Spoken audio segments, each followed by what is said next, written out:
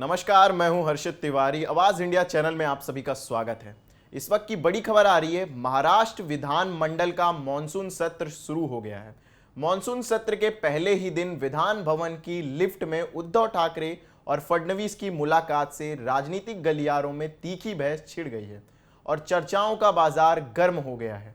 महाराष्ट्र की वर्तमान राजनीति में एक दूसरे के जानी दुश्मन बने उद्धव ठाकरे और देवेंद्र फडणवीस ने विधानसभा की लिफ्ट में सेकेंड फ्लोर तक का सफर एक साथ तय किया। कुछ बातें भी हुई और तस्वीरें भी खूब वायरल हुई।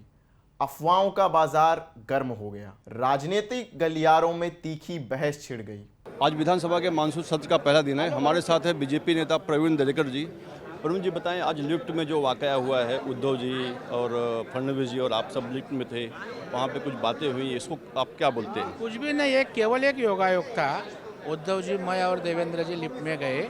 इसका मतलब कि अलायंस होगा वैसा ऐसा मानने का कोई बात नहीं, क्योंकि वो ऊपर गए तो हम दोनों दिशा में दोनों गए। उन्होंने उनका विपक्ष में जगह तय किया, हम लोग सत्ता की दिशा में देवेंद्र जी के साथ चले गए। अच्छा, इसमें उद्धव जी ने कुछ कहा कि बाहर जाओ, ये क्या मामला है? उद्धव जी को कोई बोला ऐसा इकट्ठा हो तो बोला नहीं, इसको बाहर निकलो। चलो मैं बाहर जाता है तुम आने वाले के साथ में। तो करनी और कथनी में फर्क था। वो ऊपर गया तो हमारी दिशा स्पष्ट हो गई। लेकिन ऐसे कुछ उम्मीद है ऐसी भविष्य में? नहीं, राजनीति में कुछ भी हो सकता है, लेकिन फिलहाल तो आज ऐसा कुछ नहीं। अमोल मिटकर जी ने बयान दिया है, हमें हल्के में मत लें, आप क्या अमोल बोलेंगे? मिटकरी कौन है? उनके बयान को अधिकृत मानने की कोई आवश्यकता नहीं। उसको राष्ट्रीय अध्यक्ष ने बोला है या प्रदेश अध्यक्ष ने बोला है? मुझे लगता है कौन से भी हमारे महायुति के लोगों ने इसी तरह का बयान करके महायुति में कोई वितुष्ट ना आए, इसका ख्याल करो। उनके प्रदेश अध्यक्ष, राष्ट्रीय अध्यक्ष ने उसको समझ देने की आवश्यकता है। प्रवीण जी का बोलना है लिफ्ट में मुलाकात महज एक संयोग है, लेकिन ये राजनीति है, इसमें भविष्य में कुछ भी हो सकता है, राजनीति में कुछ कह नहीं सकते। कैमरामैन मनोज कुमार के साथ अंजनी कुमार मिश्रा, आवाज इंडिया। वायरल वीडियो ने सहयोगी पार्टी कांग्रेस और एनसीपी की नींद उड़ा दी। साथी दल इसे महज सहयोग बता रहे हैं। सर, लिफ्ट में उद्धव जी और फडणवीस जी की जो मुलाकात और जो यात्रा हुई है वो काफ़ी चर्चा में, उसको लेकर आप क्या बोलें? आप लोग चर्चा कर रहे हैं, पर इसमें देखिए ये महाराष्ट्र है, ये कोई यूपी बिहार नहीं है। यहाँ दुश्मनी नहीं होती। ये छत्रपति शिवाजी महाराज का महाराष्ट्र है। यहाँ पुरोगामी सोच है जो वो चलती है। और उद्धव जी ठाकरे ऊपरी सदन में आते हैं। जब वो ऊपर जा रहे हैं और एक ही लिफ्ट है तो उसमें साथ में चलने में आपको क्या प्रॉब्लम है, मेरी समझ में नहीं आता। और ये बहुत ही अच्छी बात है, सदन में हम ऐसे विरोधी पक्ष नेता करके, विरोधी पक्ष करके हम उनके ऊपर बहुत सारे ये करते हैं, उनके कामों के बारे में, उनके सारे निर्णयों के बारे में उसकी पूरी तरह हम लोग ये करते हैं, उसके ऊपर टीका टिप्पणी करते हैं। पर सदन के बाहर कोई दुश्मनी है नहीं, और ये बहुत स्वाभाविक है, ये बहुत स्वाभाविक है। ये बात और है कि फिलहाल पिछले 4-5 सालों से महाराष्ट्र की 3-4 सालों से महाराष्ट्र की राजनीति इतनी गंदी हो चुकी है कि अपने स्वार्थ के लिए जो कुछ हुआ है महाराष्ट्र में, हालांकि महाराष्ट्र की जनता ने उसका जवाब दिया है, इसमें पार्लियामेंट इलेक्शन में लोकसभा के लिए जवाब दिया है।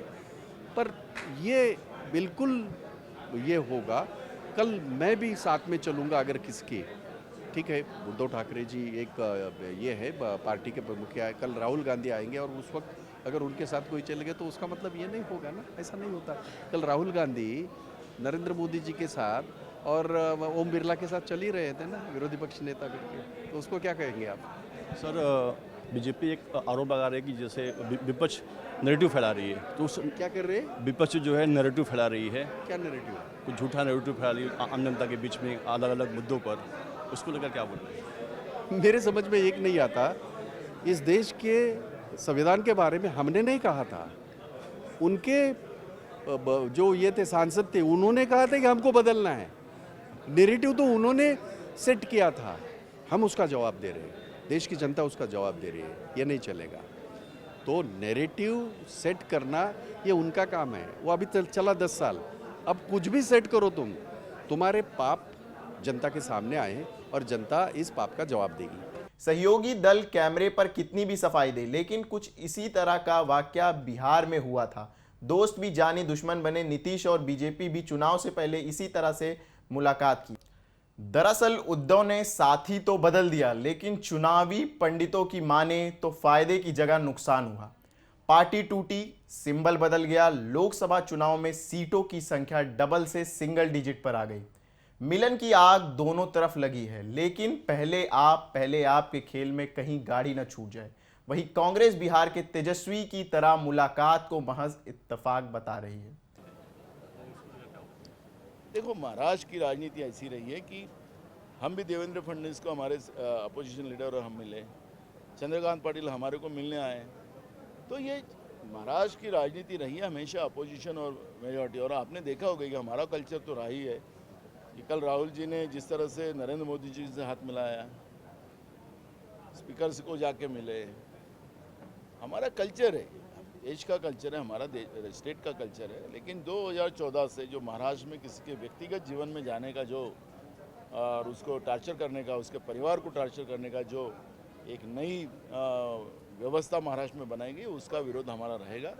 किसी के व्यक्तिगत जीवन में कोई ना जाए, यही हमारी सलाह सत्ता में बैठे लोगों को है। ये संयोग है या प्रयोग, ये आने वाला वक्त ही बताएगा। लेकिन शिवसेना की बैसाखी ने मृत पड़ी कांग्रेस और एनसीपी को संजीवनी देने का काम किया है और शिवसेना आत्ममंथन में लगी हुई है।